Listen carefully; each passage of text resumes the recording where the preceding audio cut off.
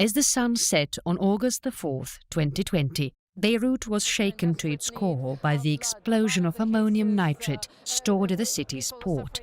Al Jazeera English reported from the Lebanese capital. Search and rescue teams are still digging through the rubble at Beirut port, the site of massive explosions that damaged or destroyed much of the Lebanese capital. Families are desperate for news about their loved ones. Dozens are missing. There is pain and grief. Zeina Khodr fears she will never see her husband Ali again. I don't know where he is.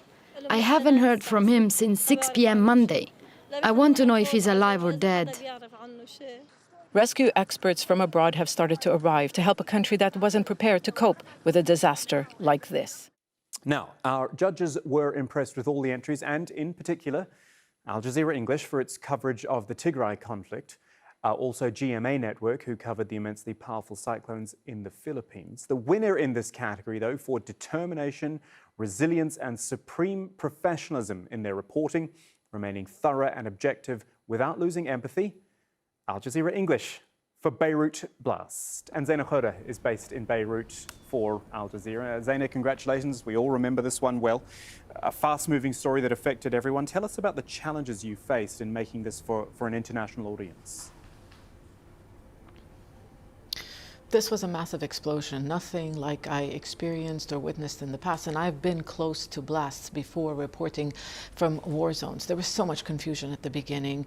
Nobody knew what was happening. But once information started to trickle in and people started to find out really what exactly happened, an explosion at Beirut port, our responsibility was not just to report about the casualties, the human suffering, the destruction, but what exactly happened. And when it became clear that this was the result of ammonium nitrate, tons and tons of ammonium nitrate stored in a warehouse with highly flammable material, we also had to explain to an international audience, how can something like this happen?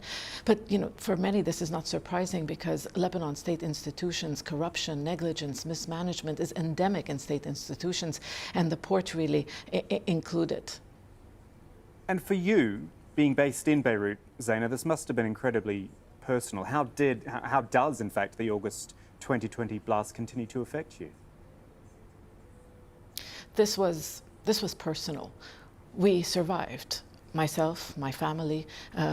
There isn't a day that goes by that I don't think about that explosion that day. I can still hear that explosion. My 3-year-old son, we were outdoors walking in the street. The pressure wave pushed him to the ground. Up to today, he doesn't walk down that street. And I can tell you many, many other people in this country are traumatized. And we were not really on the front line. We were like 3 or 4 kilometers away from that explosion.